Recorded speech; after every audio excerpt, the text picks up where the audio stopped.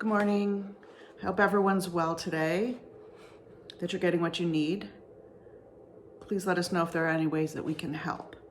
This morning I have a few Passover teachings I'd like to share. The first two come from Rabbi Michael Strassfeld, who is one of my favorite teachers for many, many years. And he wrote a piece about the different parts of the Seder and what we can learn from them, especially in this year. So I'm offering them to you. Maybe they'll be interesting to you. Maybe they'll spark some thought for you as you're thinking about your Seders. I'll talk about the Seder in a couple minutes, but as you're thinking about your Seder or just how you're approaching this holiday, because it's more than just the Seders. So this is what he writes about Motzi Matzah, that section of the Seder in which we finally get to eat that yummy, delicious matzah that we've been waiting all year for. And he says, and this is so interesting, if you think about the shape of a matzah, the little marks in it, which probably most of us understand as just like ways for the heat to escape, so they poke holes in it. This is what he writes.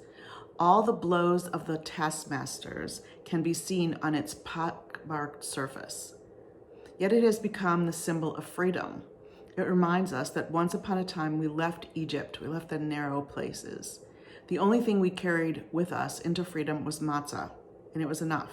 Dainu. So this is a good time for us to think about all the freedoms that we do have. A lot of us are focusing a little bit more on the freedoms that we don't have, freedoms to gather, freedoms to move around, freedoms not to be afraid for ourselves, for other people. But what are the freedoms that we do have? And let's see if we might be able to focus on those. The second teaching I'd like to share is maror, the bitter herb. And he says, we taste the bitterness of this very moment. For the reality is we never completely leave Egypt nor make it to the promised land. We are always on the way. It is in the seeking, not the finding, where life is lived. Yet, tasting matzah, we are better equipped to confront the bitterness that is our lot. So I really like those. And finally, I'd like to share with you something that we're attaching to this email, a link to a great piece called Go Ahead, Have a Shvach Seder. It was written by Rabbi Sue Fendrick. Rabbi Bisno and I have been sharing this piece for a couple days now. Shvach means lame or weak.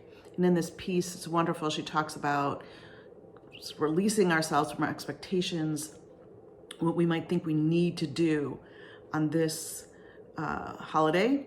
And I'll leave you with the very last paragraph, and I invite you to read the rest. You do not need to make up for the Seder you are not having or the Seder you wish you could have. Do this year's Seder or Seders however that works for you this year. Do your best to keep everybody healthy. Connect to the themes of Passover, ones that I already mentioned. She adds getting out of narrow places, celebrating life, gratitude, remembering our obligations to each other and to all others. And as a friend wisely suggested, donate to one of the many funds helping those especially in need. The difference between what Pesach would normally cost you and what will it cost this year. Dainu, that is more than enough. Wishing you a good and healthy week and a good Pesach and a Shvach Seder.